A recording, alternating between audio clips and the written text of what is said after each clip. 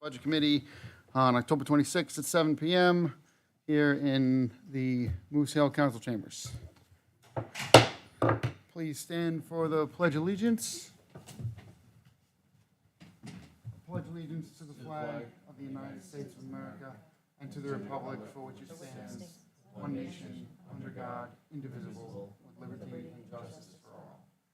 Have a brief moment of silence in honor of those who were killed or injured in the shootings in Maine last night.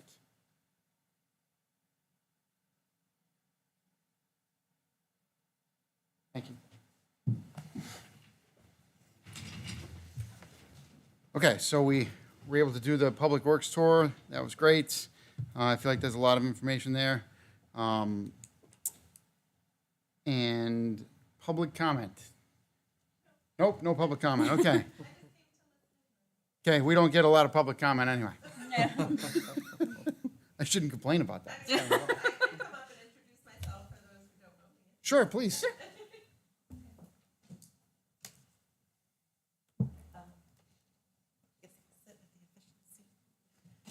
My name is Erin Matlin. I'm the library director right across the street. So if you haven't stopped in, I encourage you to do so. We have a lot of changes going on. If you don't have a library card, I encourage you to do that too.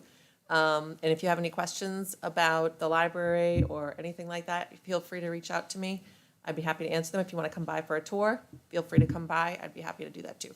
In that context, we've been trying to tour each of the different departments. So we toured, we were kind of busy this year, but we toured the police department a couple months ago. We toured fire department last month. We toured DPW this month. Yes.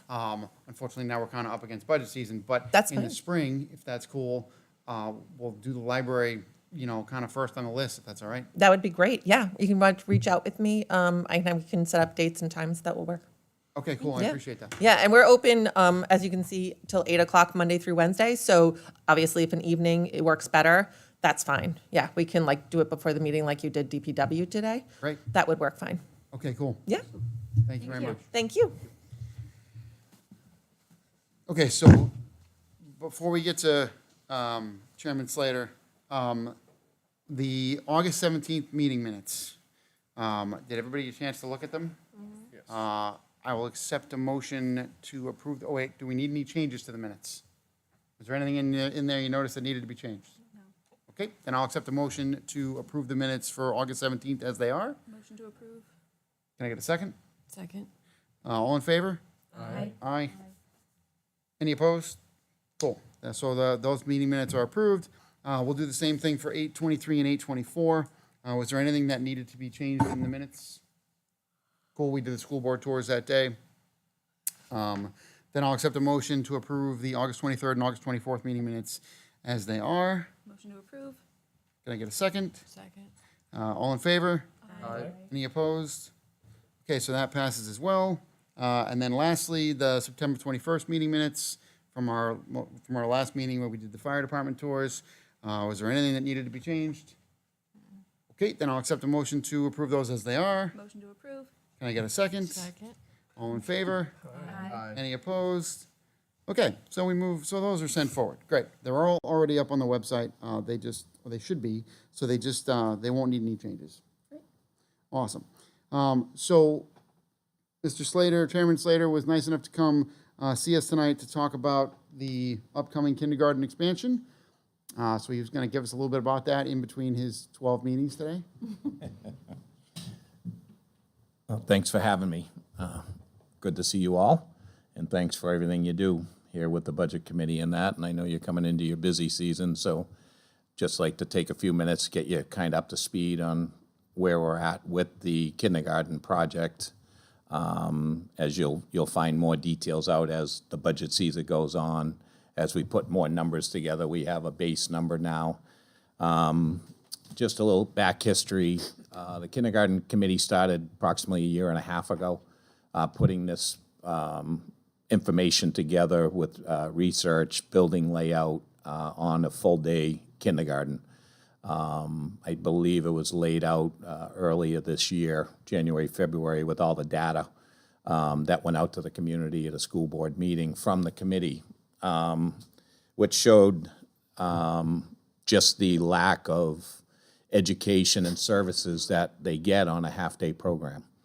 It was rather astounding to see that they really only get about an hour and 45 minutes a day of class time in services and in special education and that with a half-day program between getting in, getting ready, snack time, break time.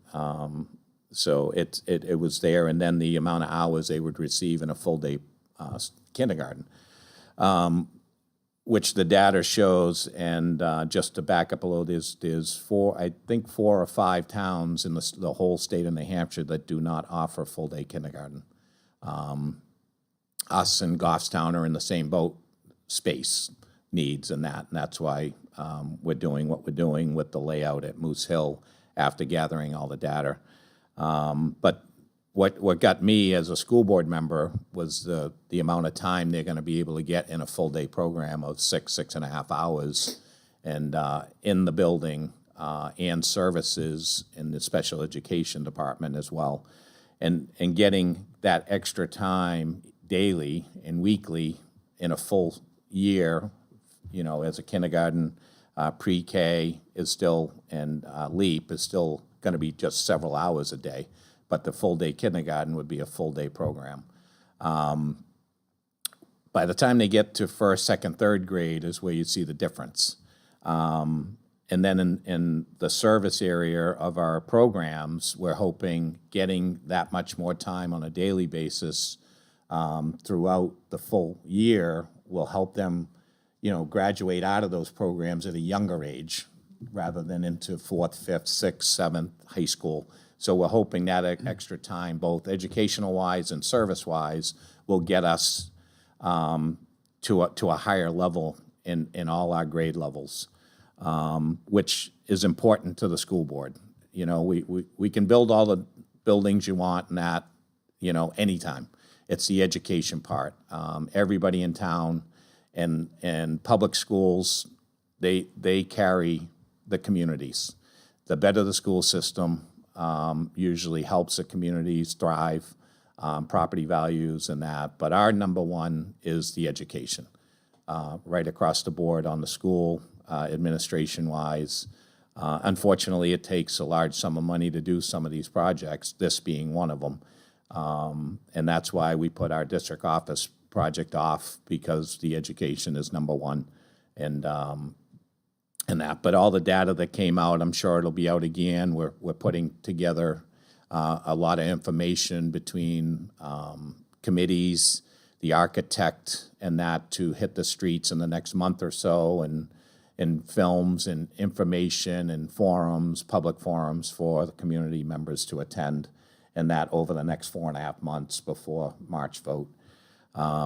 So what we did is, once we gathered that, the board voted to put together a building committee.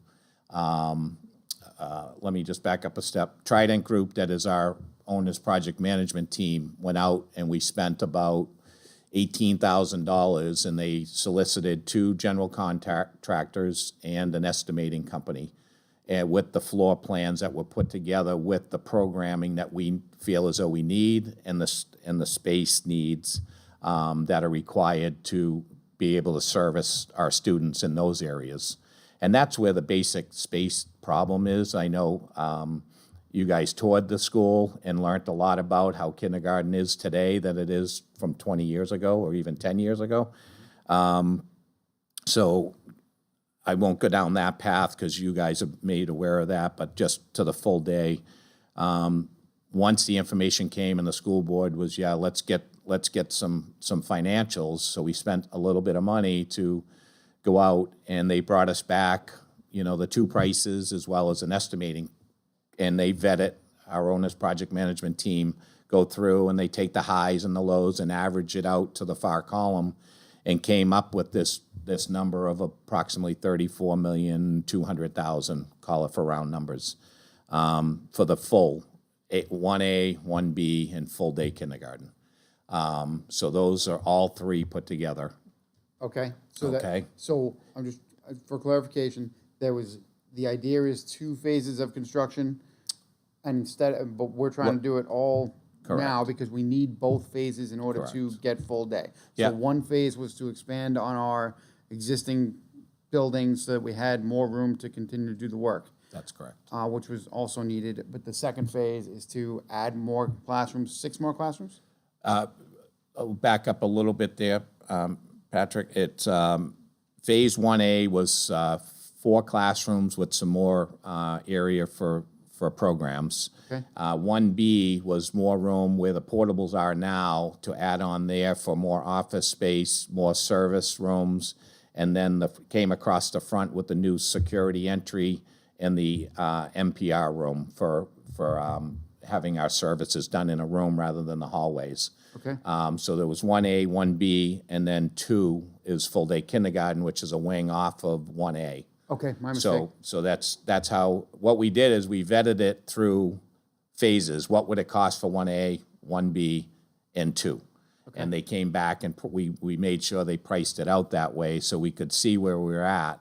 By the time we vetted all that and brought it back and talking with the architect and our project management company that helps us and guides us through this and the school board, we decided let's put a building committee together early and let's vet the number that they came back with. Let's see if the process is there and see what they come back with. So we advertised and we got 5 new members with construction background, project management background, architect background, and formed that committee. They met several times over 6 weeks with the architect, with Trident Group, and then came back to the school board a few weeks ago and gave a presentation. And what they came out with was the value was there, the numbers looked good, and their recommendation was to do it all at once, because if you try to piece it out, it's gonna cost millions of dollars more. If you can come in now, general conditions are already there, established, you're not, doing your startup fees and your closeout fees for separate projects. So if we did it all at once, it's the most fiscally responsible thing to do, where our main goal is full-day kindergarten. We need the space, definitely, because that way we can get rid of the portables, which cost us approximately $43,000 a year for 2-year leases, and they're not able to be purchased the way it was set up 5 years ago. So we constantly have that bill coming in, and it's just not enough space now, as you folks seen, with the services we offer now that we need to. So they came back with their findings. They vetted the number. They were comfortable with the number at this point. They had a lot of good questions at a couple of meetings we had. And this is something the school district's never done before. Typically, what they'll do is they'll wait and see if it gets approved in March and then put a building committee together. Now you're trying to do that after the fact, and now you're losing weeks of time. We thought, let's get another set of eyes and ears on it before the board voted on what we wanted to move forward with. So that was some good work early on, and their backgrounds were phenomenal, and we want to keep that group together going through the process right up through ballot, and then probably, if it passes, into construction with some added pieces to it where they're out of the gate. So they came back with a recommendation to go with that, and then the board later that night deliberated and discussed it, and with all the information we got from the architect, our project management team, the building committee, that we felt as though if we didn't do it now, it would cost the taxpayers millions of dollars, possibly more, and it could take several years. We have other areas of the district that need some work coming up too, so it's, but the main thing that got the board was the amount of hours that these students are gonna be able to get on a daily basis, weekly basis, monthly basis, to get us, to get that education ahead in first, second, and third grade from what they're getting now in our public school system. So I think that kind of helped the board. We're not thrilled about trying to need $34 million, but we've looked at every other option. We looked at neighborhood kindergartens way back when we did the master plan, moving a grade. But the cost, now you're working on 3 schools because there's no rooms in the current elementaries that could hold kindergarten because they have to be a certain square footage with a bathroom in each room. None of our first grade classrooms have that, so we'd be adding on to 3 elementary schools all at once and then trying to shift everything. The cost just didn't seem viable, especially with where we have this. And then what that created as well was our kindergarten and our pre-K and our LEAP use services inside the building. They'll use a teacher to fill in here. So if we broke up LEAP and we broke up kindergarten and pre-K, we'd have to hire more help to service these programs in different buildings if that's what we did. So we felt as though fiscally responsible for the community was to keep it where it is, expand where it is, and the building committee through this process was concerned about what if we have a spike in enrollment. So they had a couple of ideas already. We could shift this here and we could add another 4 classrooms here. So that was already a forethought when they were going through their process, knowing that what we're proposing now is 3 to 320 students in that. And if we needed to go another 3 to 4 classrooms, there is room to do it on that footprint. So it was some good energy and some good ideas by this building committee early on towards the architect. But I just kind of wanted to give you an overview. I know there's been a lot of information, before now, but just that's how we got to the point we're at heading into budget season. And then these committees are all going to meet and then come up with a game plan on advertising and information forums for parents, for communities, and that. So they're going to start working on that in the next week or 2. So Okay. I hope that I got everything, and that it's been a Have been a they whirlwind. provided a high-level timeline, like a level 1, level 2 type schedule? Yeah, what would happen is it would probably, full day, if it got approved this year, would be in the year of 26. 2026 would be, the fall of 2026 would be the first year Correct. they did full. Correct, kindergarten, okay. yep. Because what would happen is Phase 1A, the small classroom in the back, would go on first, so we could move the students out of the portables into those classrooms, and then they would start on Phase 2, 1B, on the side for more rooms and full day at the same time, because that's a separate wing. But that way they could bring the buses, and there's a loop road into this to go around the building for a fire road and another drop-off area because it's so congested there in the morning. Sometimes they're out on Pillsbury Road trying to drop kids off in the morning and in the afternoon. So there's a fire road going to be put around the back. So while it's under construction, the new entrance would come in from the back of the building while they're doing the front. So, and that would be a lot of stuff set up, but that's the preliminary outlook. So it's about 2 years to get it fully done, and that if we got it approved in March of '24, it would be, the fall of '26 that it would open. Now, enrollment came up pretty short this year, Yep. right? What is your typical increase in enrollment from kindergarten to first grade? Meaning, It's so hard, Ryan, to tell that. I mean, we were expecting 250 and we're well, around 208. So I guess what I'm trying to understand is what do we think by adding full day, if we only have 208 with a part day, do we Yep. think we'd have 300 people if we had full day? I think Or do you think it's? I think the forecast, we're doing a survey now, and the superintendent's waiting for the final data. Hopefully at our next board meeting on the 7th, that we've hired an outside firm that does this for a living for projections, because we think we've lost some students to full-day programs in town and some aren't going at all because of cost. And, they can't go to work and pay for daycare, never mind kindergarten.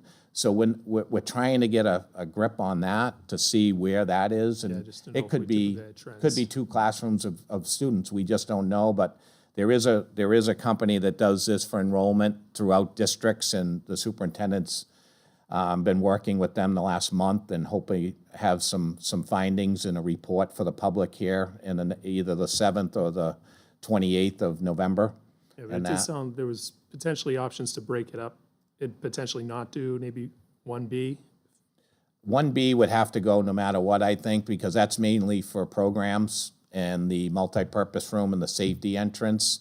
And that's where the problem is 1A has the classrooms to be able to put the students in there while they're doing the construction, because the portables would have to go for the 1B.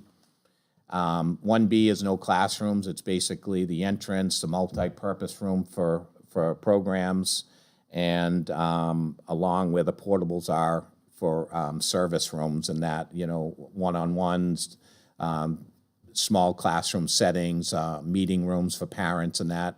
As you had seen, we had that one meeting room for the whole entire school there. So that, we looked at those, but where do we put those kids when we need It this? sounds like we're calling them phases, but all has to be done. That's what you're It does to do. To do full day. do full day. It does, yeah, and we tried, that's why the board wanted it vetted out in 3 sections in case we could make it work, but as we went through it, with all the findings and that, that's what it came back with, both the kindergarten committee, the building committee, and that's how we kind of move forward with all this information. And then as far as staffing, Yep, does that mean an increase in staff? I assume it means an it increase will, in staffing. yes, yeah, and we'll have those numbers. The good thing is the adequacy grant will double per student when you go to full day, so that's gonna offset some of it. Yep. I'm not sure what that number is. I know Lisa's working on that for budget season. So that'll all come out, the findings for operational cost for full-day kindergarten. And then is there any, I know some of Moose Hill was included in the infrastructure grant that passed last year. Have we done any work over there? Or Nope, Any of Moose that? Hill wasn't, it was middle school, high school, and south school in that infrastructure. Yep. Anybody else got questions? I have a quick question. Sure. You said the construction costs, there were the lows and highs. What was the range The range of, cost for the actual project?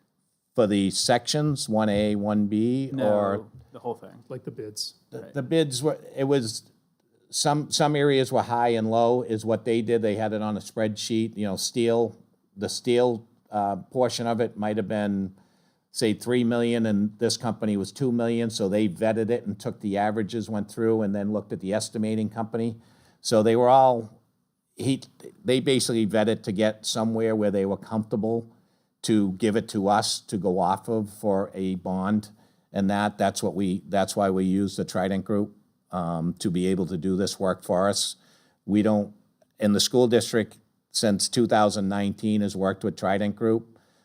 We brought them in as the project management team to make sure we had the professionals doing the legwork, the contracts, the vetting of the work that they need, so we can keep focused on the education portion. The district had never done that before, but our educators aren't in the building business, so that's why we have this company. So he took a formula of certain areas that they thought were high with this one company and low, and this one high and low, and averaged it out to their number and brought it out to his final column and felt comfortable that we could go to bond with. And that's what the building committee did. They went through it with the architect and with Trident Group and felt comfortable where he arrived after looking at the 2 general contractors and the estimating company. So you got a report? What's that? So you got a report that said all that from your consulting company? Yeah, it was laid right out on a sheet for the building company and that, so, Would love to see it. yeah. I'm sure we can get you a copy of it. Thank you. Yeah. Yeah, and that kind of leads to my questions. Like, I think my questions are more for Lisa when we get into the season here. Like, what's the bond rate, and do Yep. we have any bonds coming off? Things like that. Once we get a little further along in the process. Sure. Those questions are really more for Lisa. Yeah, and I just wanted to get you guys up to speed where we are and why we were at where we are, and what we decided on going into budget season. So you had that kind of fresh in your mind. I'm sure there'll be, plenty of questions moving forward as we go through that. Yeah, I mean, it's not a knock on you, but it's kind of embarrassing that we are one of 4 or however many few towns that still have half-day kindergarten in the state. You know, we're kind of at the back of the pack there, so I Yeah. definitely think that's a great thing that we should remedy. Yeah, and that's how the board felt, Patrick. That's our education piece. We're very focused on bringing our grade scores up, so isn't the superintendent. And I think this is a big plus to us to get to that point. That's one stepping stone. He's doing other work in other areas with the assistant superintendent on curriculum, you know, in grades 1 through 5. You know, we've got a curriculum coordinator that we put full-time for the elementary schools, so they're all on the same window of education and, you know, so that's worked out. That's helping our grade scores, so that's what we're watching. You know, we're trying to be fiscally responsible too, but education is number one, and I think this is really gonna help us that and with our programs. Cool. Any other questions for Mr. Slater? Just one more. When we're talking about building a new facility, there's always a lot of risks of cost overruns, schedule delays, things like that. Have some of those risks already been thought of? Have we done like a risk workshop or started to thinking about mitigation strategies? I work in the construction industry. I'm very familiar with them. So I just want to make sure that as we're getting into some of these projects, that these are things that we're taking in consideration. I'm seeing a lot of procurement delays, especially with steel, you know, the electrical conductors and things like that, semiconductors, those types of things. So, Yes. you know, just making sure that we've thought about these as we're getting, because I think I'm a very big proponent of full-day kindergarten. I like the idea of it, but I just want to make sure that we've thought of the risks associated with a lot of this. Yeah, and I before, think we're so- carrying about an 8% increase per year. Okay. And the numbers that they presented were through 2025, plus with an increase of about 8% overall on the whole project. And don't forget, we haven't even hired a CM. Yep. And that, which we will probably do in the near future, just so we have somebody with their design fees and their structure fees of what it's gonna cost, so we're ahead of it if it does pass. And that way, we're on the ground running afterwards and get them involved early. And that, so we know exactly what the fees are, and that's something the Trident Group specializes in, is the OPM. And that, they've laid all this out with the architect, their fees, and that was several questions that the building committee had, because there's one that works for a major construction firm as an estimator and architect, and they all were concerned about, is there enough money? And that's why we wanted them to vet with Trident Group and with LaValle Brenzinger, and they're pretty good about putting it together. That's their business, is schools, and that in Mass and New Hampshire. But that's a great question, and that was a concern of ours. But having the building committee plus Trident plus LaValle come back and felt comfortable with this $34.2 million. Yep. What's the contingency in that budget as a percentage of the total budget? 8%. 8%? Yeah. And that's, we're just in concept design right now? Yeah, we're not in any design. Okay. We've just got schematics. Okay. And that's what we did, the base bid with the 2 general contractors. They all got the same, and they used, the mean screw way of doing it right now, what the industry is going, and then they added in for the contingencies. Yep. And then some design fee and architectural fees. So it's all spelled out in there through the Okay. Trident Group. Okay, good. You just can't operate today without an OPM. Yep. Not in the school district. No. Because we just don't have the personnel. And myself, I deal with it every day as well, but I can't devote 24 hours a day to the school district. Yep. I can give them 12, and 12 to my job, but, it's just nice knowing we've got the professional people, just like the building committee. They were all in the construction field. Yep. And they knew the questions to ask. And it was just so refreshing to hear them come back and talk, the language that we needed ahead of time, and to be able to reassure that they were comfortable with it too. Yep. Yeah, So- the language and the types of expertise that you have on the committee, I'm Yeah. good. I don't know how you got all those people together, but great Yeah. job. It was the luck, I guess. We advertised for 3 to 4 weeks, and 5, 6 community members stepped up, and just with their background was phenomenal. It was great. But thank you for the questions. You're welcome. Anything else? Okay, thank you, All Mr. set. Slater. We appreciate you coming out. All right, thank you guys, and again, thanks for everything you do, and we'll see you on the 21st, I guess, 21st of November. November, yep. Thanksgiving week. Yes, it is. That's when they always dish this out. We can blame the state or something for the time frame. Thanks, folks. Thanks, Thank you. Bob. See ya. Okay, so next on our agenda is discussion and voting on the community services grant requests. So, you should have an Excel spreadsheet that I sent you that shows all the different requests from the different organizations. And normally, in the past, I have this open somewhere, I just gotta find it now. We individually look at those requests and look at the applications and make a recommendation of how much we think each organization should get based on what they asked and based on how much they service Londonderry residents and what they're doing, and my chair is leaning back. So oddly, it seems this year, the requests only totaled $54,281. I'm going from memory there. Close. 182. $54,182, my apologies. There were a few groups that didn't put in, that have in the past. So you probably saw some where I put what they requested. There's some blanks. Those groups were groups that put in last year, but didn't put in this year, for whatever reason. But the boils down to there's $54,182 in requests, and we have $50,000 to give out. So given that those numbers were so close, I put a couple of options out to you guys on the email. Option one was we respectfully request the town council to see if they want to fund all $54,182, increasing their program a little bit, their community services grant program.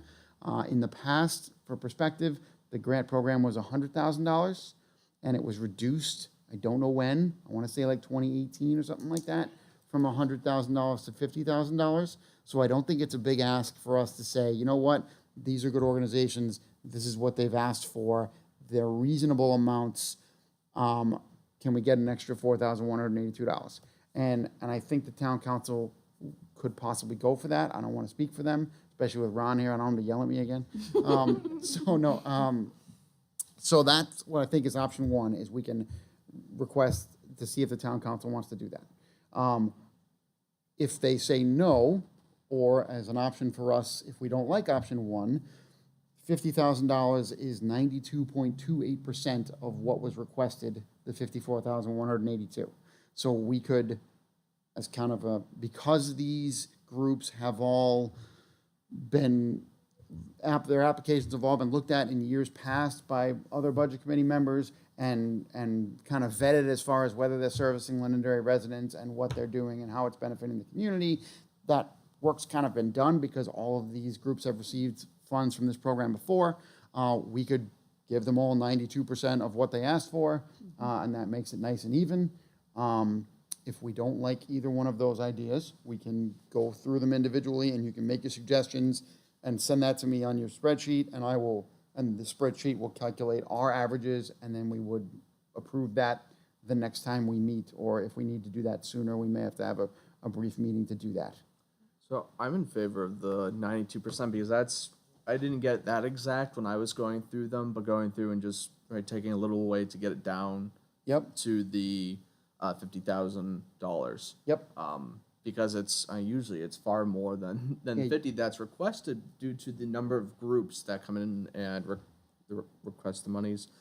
Since it's only a little over, I mean, I don't think it would hurt to at least ask the town council, but then also have the 92% as a little backup. It's like, okay, we can approve the first plan, which would be to do, just give them the 54K, what is it? It's 54,182. 54,182. 182, and then the secondary plan would just 92% and of each of what each of the agencies requested. So if you guys like that plan, then that's what I would suggest as a way to go forward, that we vote on option one and send that request to the town council. And after we vote on that, meaning tonight, again, we vote on option two, and we approve that either as a standalone or pending the council's decision. It would already be approved. So if the council says, nope, we're not gonna do the 54, then our decision has already been made and voted on for option two, and that goes into effect, and Justin can run with it. That's what I was gonna ask, if there's a way of possibly doing that, because we don't have another like meeting like this for quite some time. And so I wanted to make sure that if we voted option one and that didn't go through, that we could kick option two and without having to reconvene. Yep, I want to have it already vote, if that's the way we want to go, and it's obviously open for discussion here. I want to have that voted on and approved as a backup. And so I was also thinking now, right, because the 50,000 has already been appropriated, right? We don't know where, for those, because I've been keeping up to date with the town council and the budget, how they've been running. Oh, well, this Have is they the- been running? Well, This is for the 2025 budget. oh, okay then. So So upping we'll that, be- upping that right. line doesn't affect anything that's already been approved. Okay, all right. So. To be honest, I don't love it. I kind of went the approach of read every single proposal and see which ones actually make sense. Like, there was one proposal, I don't know, like, if we accepted the letters as proposals instead. So CASA Right. of New Hampshire, for whatever reason, I don't know if they missed the email or what, but they instead of doing it on the form that we had, they sent a letter. But in reading the letter, it looks like they included the stuff that was on our form anyway, or 90% of it. So yes, I hear what you're saying there. Yeah. Their application looked a little different than everybody else's. Yeah, and like some of them like discuss their operating costs in different ways. Obviously, they have different missions, and some of their proposals, like, it's kind of interesting. Some of their requests are actually lower than their prior year.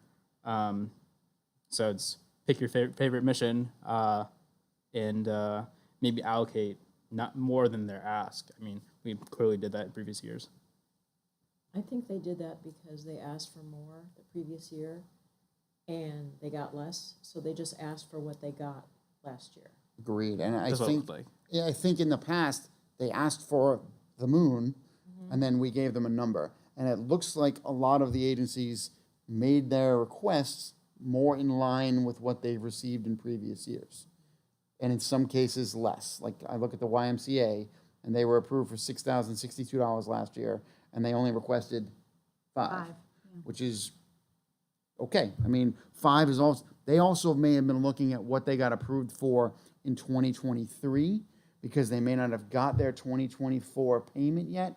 So when they were making their requests, they might have been looking at their 23 numbers and based their request on that. So the Y, another example, their 23 number was $5,073, and they requested $5,000. So I think that is some of what's happening. There's a sizable lag between, when we get these requests. So like, they're just receiving their 24 checks now or very recently, so they may not have had those checks, or when they were making this application, they may have looked at the 23 numbers. Okay. Yeah, and like some of them discuss their overhead in different ways. Like the YMCA is kind of interesting. They allocate 100% of their donated funds to programs for that. They keep administrative funds separate. Great, that's their strategy. Others do it as percentage, and then you can debate which percentage is good or bad in your mind. I don't know, it's an overhead rate. And then there's the Red Cross, which is totally vague. These funds will support all aspects of our work, including fleet maintenance, facility maintenance, employee and volunteer training, development, disaster response. Like, that was a response to their overhead, to the administrative overhead question. Like throw me your percentage, you know it. Yeah. Right. Throw me a bone. Agreed. If one stands out as different than the rest, it's the Red Cross, in my opinion, because they're a federal agency. That money's not going directly to Londonderry residents. I feel like that is definitely the grayest. They also didn't make any requests the last 3 years or I shouldn't say that. They didn't have any funding approved the last 3 years, according to these records. I don't know if they made requests or not.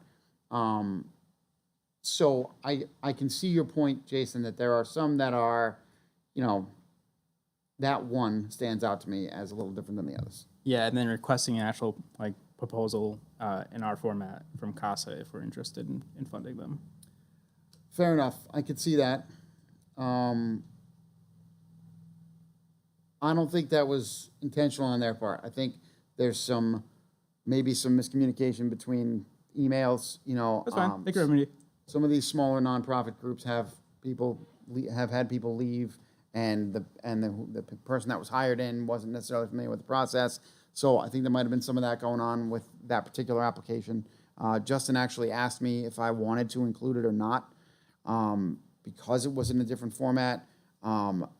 But at least I think they didn't get the email with the application, and they reached out because of the time of year that it was and said, hey, we're interested in the grant program. What do we need to do? And so they were kind of a last minute addition, but at least they were reaching out, where some of these agencies, we send out the email and they didn't put in necessarily much effort, didn't apply at all. So it does speak in their favor that they made the effort, that they took the initiative, even when there was some kind of a miscommunication and they didn't get the email with the application. Yeah, that's fine. So I wanted to make a point on their behalf, you know, like in favor of that. Appreciate it. Yeah. Does anybody else? So it sounds like Jason's leaning towards option 3, where we put in the numbers. Just as kind of a short poll, is anybody else leaning that way, or are we leaning more towards option 2? I'm leaning a little towards option 3, and I like option 2, but I'm concerned about these organizations that asked for only 1,000, while other organizations asked for 10 or 11,000, and we would be cutting the 1,000 to the 92%. So they get $920. Yeah, but $2. then the other organization comparably doesn't. Okay, I can see that. They still get thousands of dollars. Yeah, so that concerned me a little bit and made me lean towards the option 3. Okay, I can see that. That was I totally agree. I just wanted to like maybe it's some hybrid solution of option 3 with you have comments associated and you make a percent overall. I think that would be more reasonable. Okay, And what if we do kind of a mix, I guess, of option 2 and 3, where rather than just across the board, we do a 92% cut. If anything is under $5,000 worth of requests, we keep it as is, but 5,000 and up, we figure out what the reduction is to get that down to 50,000. okay. Does that make more sense? So then we're cutting more from the bigger numbers as opposed to taking some from the little guy. So I've got 2 questions. One, when does the town council want this approved by? That's a great question. Because usually they've got a meeting where they set out to approve the community grant cost. So normally we would vote on it at the October meeting. Okay, so then is their next meeting is what? It's going to be the first Monday. So whatever we decide to do, I would say our time frame is like the next 7 days, 10 days. Right, because we could go home, fill in our recommendations, meet next Thursday for a meeting to open it, public comment, approve the requests, public comment, close the meeting. Yep, we could do that. So, okay, so do we need to vote on option 1 and 2 then? I think we should vote on option 1 and see if we can bring everything to the town council and request the extra money. Because if we request the extra money, that goes through. We don't need to worry about option 2 or 3. If option 1 doesn't go through, then we can, I don't know, maybe consider, We should have a backup already we need a voted on. backup already voted on, I correct? get that. I just want to voice a concern of mine. If we keep asking for little bits of money, it's a slippery slope effect that I hate, and it's so effective too. Yep. I want to stick to 50,000. Okay, Okay, I agree with Sarah. that's a good point. Yep. that's fine with me. Yep. Okay, so we're sticking to 50,000. Well, let's put that to a vote. So option one, let's vote on option one, and since it sounds like people don't want to do that, we'll get that off the table. So, so how do we do this motion thing? So, like, I would like to make a motion to stick with the original cap of $50,000 for the community service grants. Okay, so we have a motion and a second to stick with the original $50,000 and disregard option one entirely. Is everybody clear on that? Yes. Okay, Who seconded? Ryan. Ryan did, sorry. So all in favor of sticking to the original $50,000 and not sending forward anything to the town council to request for more? Aye. Aye. Any opposed? Okay, the ayes have it. We'll stick with the original $50,000. So in that case, we're debating between giving everybody a blanket 92.28% or going with the usual way, in which case you guys will each fill in the spreadsheets with what you think it should have. And we could have a brief meeting next Thursday and approve that once we get the averages of everybody's recommendations. Question. Go. Like I said, can we request more information from CASA and have that request of the Red Cross's overhead rate? Don't they have a, I could be remembering it wrong, but don't they have information where you can contact the organization on? On the application? Yeah. Hold on. And I don't know what CASA had for theirs, but I'm sure if they sent it to the town, there would be a way for us to get back in touch. Right, there's a point of contact. Yeah. Yeah, it's just mostly like, if we're going to vote on it now, it doesn't make sense to reach out to them. Okay, so if we're going with Here's option, the phone number on the CASA letter. Yep, and so an we email want, address. we want a traditional request from CASA Yeah. in the And, format of everybody else. yep. And I'd like to know the overhead rate associated with Red Cross. Their question to 14 left more to be desired. Okay, you want to know what the overhead rate is for the Red Cross. Right. Where are the funds going? Agreed. And you know what? Even if we don't get an answer to that, like if we don't feel strongly about the Red Cross in this compared to these other applicants, we can just not fund them or give them an extremely reduced amount, when you make your suggestions. So, overhead rate from Red Cross, I stopped in the middle of taking notes. So, we can also kind of implement that ourselves with our recommendations. Follow me? Okay. Okay. So, I make a motion to go with option two. okay, so any more discussion about option two? Anybody want to make a pitch for or against option two one more time? Okay, we're done with discussion. Great. So Ryan we need a second. So make the motion to, that the budget committee's recommendation will be 92% of each individual's agency's ask. So, Want to make a motion to recommend that the budget committee recommends 92% of each agency's ask. second. Okay, I'm gonna amend that a little bit to 92.28% because that's exactly like 49,999. Cool, it's like right at $50,000. Okay, so there's a motion on the floor to recommend that each of these requests get funded at 92.28% of what they requested. We have a second. Second. All in favor? Aye. Aye. All opposed? Aye. Aye. So we have four in favor and 3 against. Well, that's a majority. Yep. I was hoping it was gonna be less down the middle than that, but okay. I still like you all. I think that's a simple answer, that we go with 92.28%. Got it. Cool, so that was approved, 4-3 to fund each of these requests at 92.28%. So because of that, I'll move forward with that, and Justin will support these with 92.28%. Good? Questions? Did I miss anything?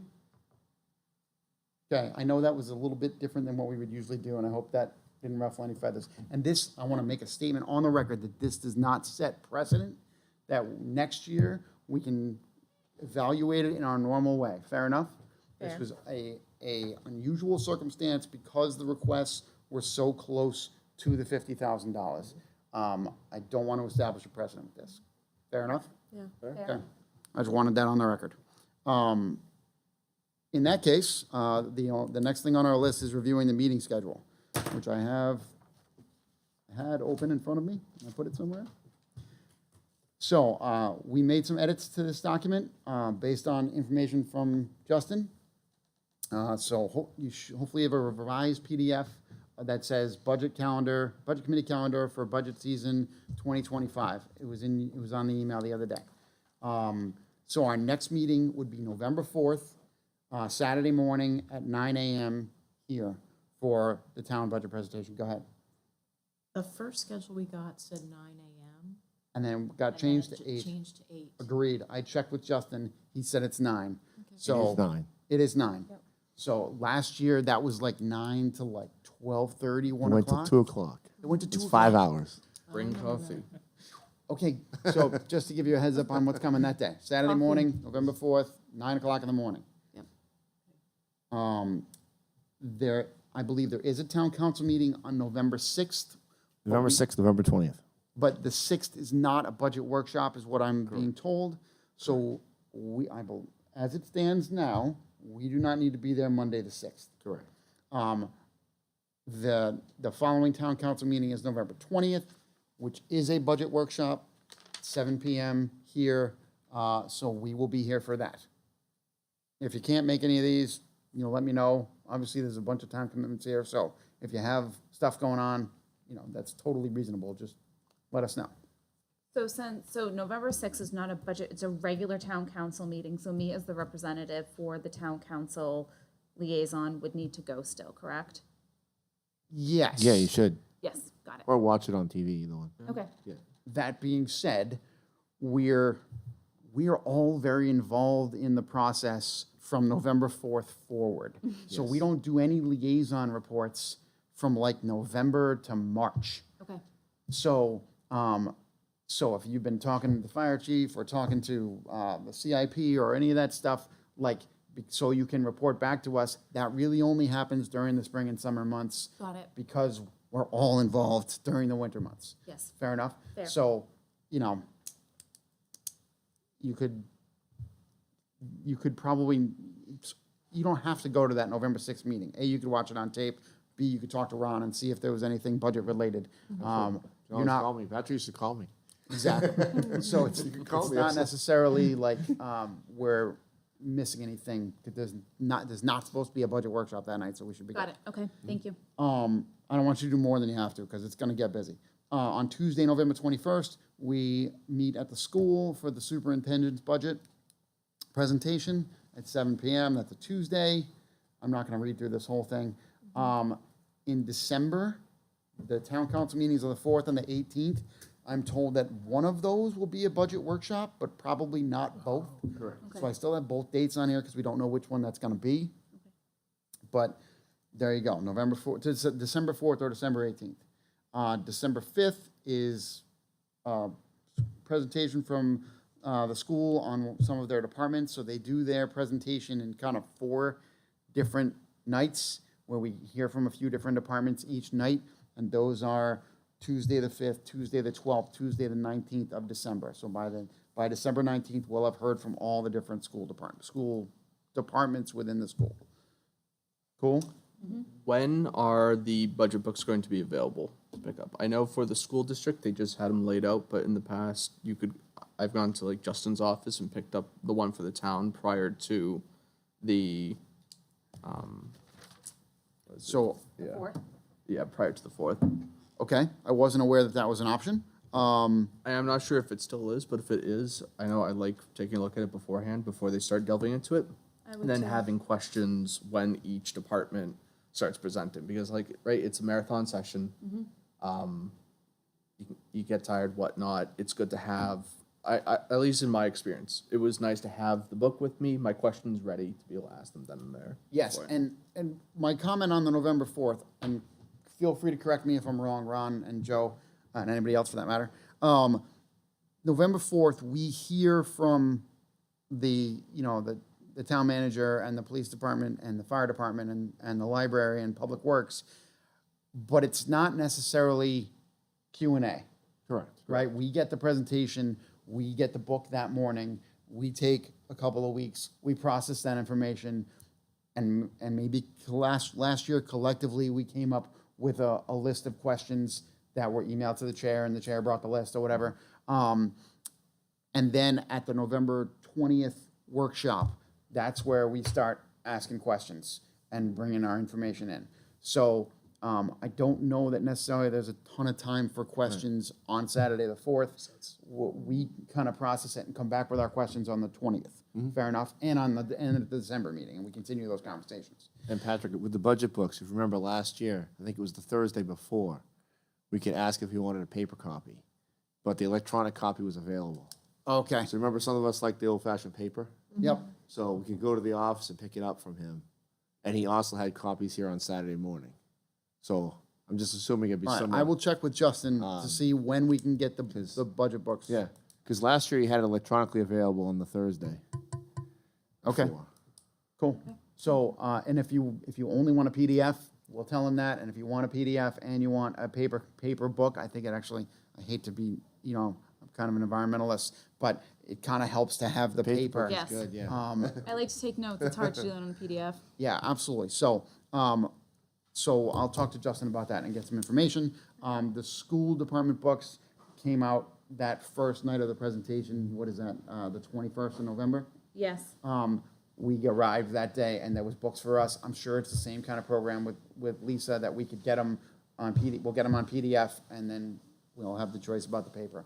And I can also find out if we can get them earlier. Got it. Cool. That takes us to the end of the year. We'll talk about January when the time comes. Is that fair? Yep. Any other comments or questions about the upcoming budget season? Awesome. Then, if there's no more public comment, then I'll accept a motion to adjourn. Motion second? So moved. Cool. All in favor? Aye. Any opposed? Cool, then this meeting of the Budget Committee is adjourned. We will see you guys on November 4th at 9 a.m.